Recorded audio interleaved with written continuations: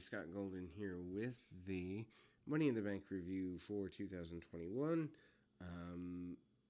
Not bad for the first show back in front of people other than Mania. I mean, it wasn't a bad show at all.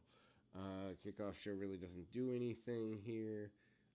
There is one match. Usos defeat Rey and Dominic Mysterio for the Tag Team Championship at 11.5 minutes. Crowd is happy to see wrestlers so far. Dominic tries to dive off the top rope, but he is caught by the Usos.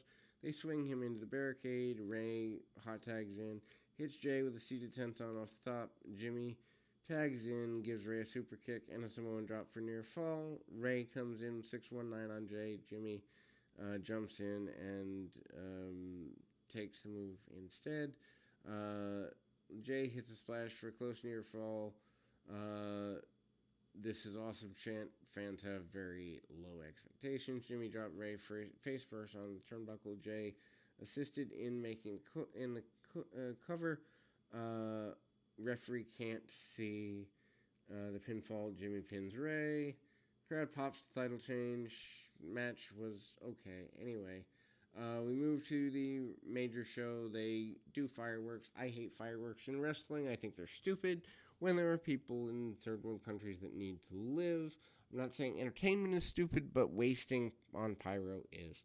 Anyway, women's match, Money in the Bank ladder match. Nikki Ash defeats Alexa Bliss, Asuka, Naomi, Natalya, Tamina, Zelina Vega, and Liv Morgan. 15 3/4 minutes. The crowd's into just about everybody. All women fight outside the ring. Bliss pranced around. She tries to insinuate she's going to grab the briefcase without actually doing anything. Asuka attacks her. Everyone goes, moves. Morgan tries to climb the ladder. Tamina attacks both her and Vega in the trouble. Bliss crawls up the ladder as if she's possessed, and then Morgan pinned it in the corner. Natalya goes after Bliss. Bliss no-sells this, laughs. Bliss and Vega find themselves. The hypnotizing factor causes Bliss to climb down the ladder, causes Vega to climb down the ladder. Vega is lying face first on the ladder platform. Naomi powerbombs Morgan on top of her. Naomi hits a double stunner on Natalya and Tamina and slams Nikki off the ladder and hits a leg drop. Vega jumps on Natalya's back. Natalya manages to climb the ladder anyway. Natalya begins passing out. Vega tries grabbing the briefcase. Morgan interferes with that. Everyone rolls around the ring until we see a knockdown. Nikki goes flying by. Bliss gives Nikki her version of the Sister Abigail, but stops her from climbing. Natalya and Tamina get involved here. Everyone buries Bliss under a pile of ladder, and the crowd actually reacts negatively to this, so maybe they see Bliss as a babyface. 3 ladders are set up in the ring. 6 women battle on top, and they fight for position. Nikki simply climbs above them over Morgan and grabs ladder because they weren't paying enough attention, and Nikki was. Crowd pops for the finish, which made Nikki look smart and everyone else look dumb. Match is about what you'd expect. It's fine, but it's nothing to really get excited about. In the back, the Usos celebrate. Roman Reigns says he's happy for them. They offered him title belts and said for you, but he told them to hold on to them and keep them for me. He advised them that winning titles is the easy part. Reigns told Jay that the reason he was there, and then looks at Jimmy and said, and you, and he doesn't follow through. So basically there's tease there that there's still heat.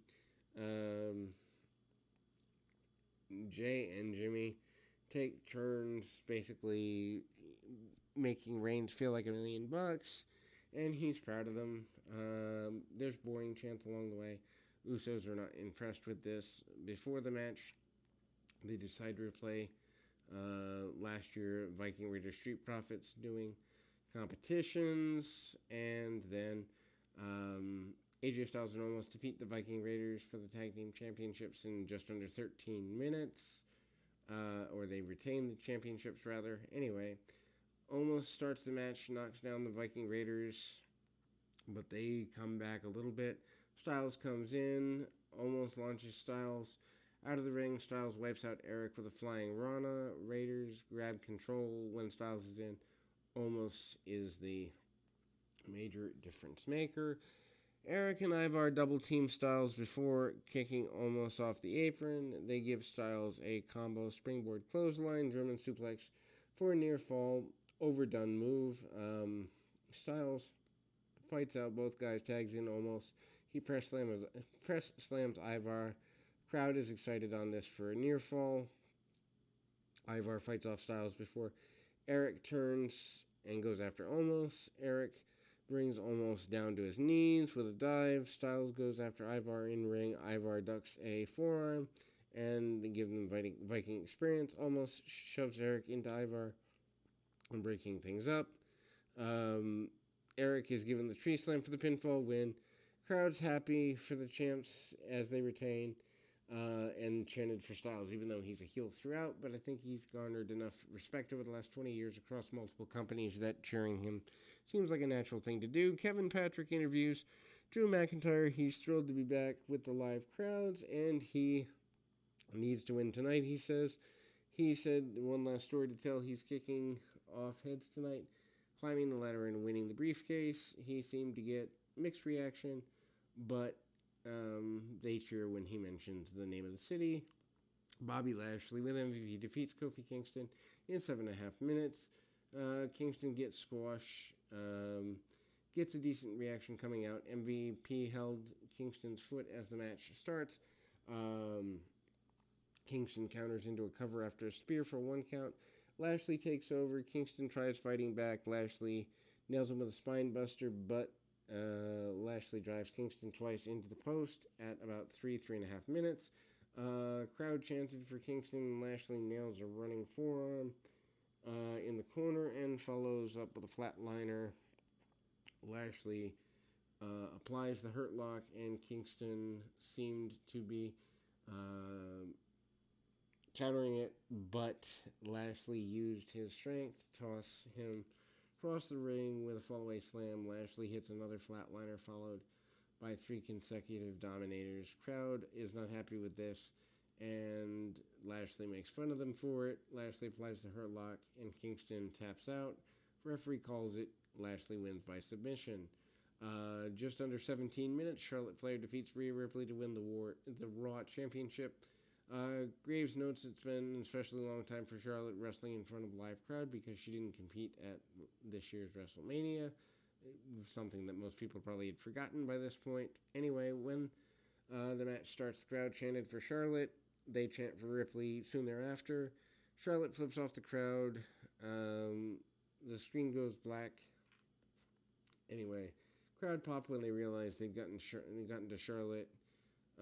They also lead to a "We Want Becky" chant, dueling chants for each woman, but they bled into another, and then they kind of come back to the "We Want Becky" thing. Crowd gets into it after Ripley hits a Northern Light suplex. She hits a bunch of hard Germans as well. Charlotte blocks a drop kick and applies a Boston Crab. Counters lead to a boot from Charlotte for a near fall. After another series of counters, Ripley impressively powers Charlotte into the vertical suplex, which gets a nice reaction from the crowd. Charlotte boots Ripley from the ring before hitting a moonsault off the top to the outside. Ripley then blocks a natural selection and applies a standing cloverleaf, but Charlotte counters into a roll-up for near fall. Charlotte counters a Riptide and spikes Ripley with a DDT for near fall. Trade strikes until Charlotte hits a back elbow. She tried doing a cover with her feet on the ropes, but the referee caught her. Ripley kicked Charlotte in the head. Charlotte shoved her off the top and hit a natural selection for near fall. Crowd is into this with "This is awesome" chants. Charlotte goes for the figure 8. Ripley sends her out of the ring. Charlotte slams her into the post and traps her leg between the post and the steps and kicked the steps repeatedly, almost too many times. Charlotte puts Ripley in the figure 8, and Ripley has no choice, taps out. Charlotte is your new champion. Crowd is into this, especially toward the end. Probably one of the better matches of the night. Riddle approaches Shinsuke Nakamura and Boggs in the gorilla position. Riddle's a fan of theirs. Boggs is a fan of his. They wished each other luck. Riddle says Randy Orton is a big fan of theirs too. Boggs is excited. Riddle admitted that Orton never actually told him that. He just assumed as much. Riddle asked Boggs to play Orton's theme, and Boggs obliged. They sang Orton's theme together, and Nakamura seems annoyed, but he got into it and did Orton's pose. Owens is nearby and approaches, and the crowd enjoyed the whole segment. Anyway, so men's Money in the Bank ladder match. Big E defeats Owens, Riddle, Shinsuke, Rollins, Ricochet, and Morrison and McIntyre just after 18 minutes. Rollins and Morrison argue over Riddle kicking Rollins in the face. Ricochet wipes out Morrison with a flip dive. There's a stare down between Big E and McIntyre. McIntyre gives him an overhead suplex. Big E wipes him out with a spear. Nakamura gives Owens a reverse exploder onto a ladder. Ouch. Anyway, Morrison, who is more with the crowd than one would expect, gives a corkscrew dive off the ladder. Nakamura puts Morrison in an armbreaker on top of the ladder. Rollins then knocks down Nakamura with a knee. Morrison and Rollins decide to work together, and they knock down a few people with ladders. Morrison then gives Riddle a Samoan drop on the ladder before he could, and Rollins gives Ricochet a back body drop on the ladder. Owens goes after Rollins, but Morrison saves him. They set up a ladder bridge, but Owens fights them off and goes after him for a moment. Morrison and Rollins holds up the ladder. Owens then uses a Lion's Salt to take them down. Rollins, with Morrison's help, gives Owens a Falcon Arrow onto the edge of the ladder, like Sami Zayn's Michinoku driver on Owens a few years ago. McIntyre goes after Rollins and Morrison, but they fought him off, and Morrison hits a spinning elbow drop off the top, which probably missed. Rollins then hit Morrison with a ladder. A bunch of babyface stuff here. Comes off and comes from the back. Riddle then takes out Rollins with an RKO. Riddle and Nakamura traded strikes until McIntyre takes them down with a double claymore. He also gives Big E a future sonic DDT and gives an Alabama slam to Ricochet off the ladder. McIntyre then wipes out a bunch of people with a flip dive. McIntyre does the countdown, hits Rollins with a claymore kick. Veer and Shanky run down to prevent McIntyre from climbing the ladder. Jinder Mahal attacks McIntyre with a chair, and they drag McIntyre away. Riddle and Ricochet battle on top of the ladder. Big E stops Rollins from getting involved. Riddle yanks Big E and Ricochet off the ladder, giving them both RKOs. Nakamura falls off. Morrison he uses the dripstick. Owens gives stunners to Morrison. Nakamura. Ricochet blocks a stunner. Owens gives him a pop-up powerbomb instead. Owens then climbs, but Rollins powerbombs him outside through a ladder bridge. Ouch. Chants are, a big deal here. Rollins takes too long, climbs the ladder, which allows Big E to catch him with a big ending off the ladder. Big E climbs, grabs the briefcase, and is big money in the... If we're most honest, this is probably the best match of the show thus far, and maybe the best match of the show overall. Anyway, so we move to the announcers plugging SummerSlam before the main event. Obviously, main event is Roman Reigns and Edge. 33 minutes. Crowd cheers for Edge. They boo Reigns. They are excited for the match. It has a real big match feel. Edge uses takedowns, smashes Reigns in the head a few times. Reigns knocks Edge out of the ring and makes fun of him. They seem like Reigns takes control. Edge targets his arm and shoulder. Reigns bails out, comes back with right hands. Edge knocks him out of the ring again.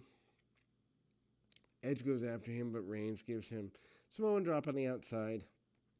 Edge might get counted out but it doesn't happen. Reigns held Edge for a long time in some rest holds after they brawled around on the outside for a bit. Crowd is obviously into Roman as a heel. Edge counters a Superman punch into a backslide for a near fall, and then they knock each other down with big boots. Trade strikes until Edge hits the Edge-O-Matic for a near fall. The match is now about halfway over. Edge hits a flapjack and an impaler DDT for a near fall. Reigns is sitting on the top rope. Edge slams his head into the ring post before booting him in the corner. Edge applies a crossface, but Reigns barely gets a rope break. Edge goes for a spear, but Reigns catches him with a guillotine. Edge responds by driving himself and Reigns out of the ring. Reigns then goes for a spear outside, but Edge moves and Reigns crashes through the barricade. Edge goes outside, spears Roman through a different part of the barricade. Edge hoists him onto the shoulders into the ring and applies a cover. Roman kicks out. Crowd chants for Edge. Edge tries another DDT, but Roman blocks it, hits a Superman punch. Edge then falls onto the referee. And this is probably one of the worst ref bumps ever. I actually would think it's possible that Charles Robinson might be, needing to retire after this. Roman breaks a piece of the chair and uses it to put Edge in a crossface. Medical staff are checking on Robinson. Edge finds this out and puts the crossface on the metal piece of the chair. Usos make their way down, but they're taken out by Dominic and Rey Mysterio, which is a good spot. Makes sense. Edge has a hold on, but Seth Rollins slips in and kicks Edge in the head. Reigns gets up and sets up a spear. Edge spears Reigns anyway, and then new referee runs out. Reigns barely kicks out. Rollins runs back in and leaps on the apron. Edge chases him away, but Reigns spears Edge for the wins. And the crowd is into this, and that's all that really matters. Rollins attacks Edge post-match. Rollins and Reigns had a beef stare down. Edge attacks Rollins. Edge attacks through the crowd and then disappeared from the frame. And John Cena's music plays after Reigns is handed the mic. The whole world can acknowledge him. Cena entered. He plays to the crowd. Reigns looks annoyed, and the show comes to a close without them actually going to battle. Anyway, not a bad deal. Covered that in under 20 minutes in a 3-hour show, so that's good for you because you don't have to sit through the whole thing. There were some good things on this, and the crowd certainly added to it.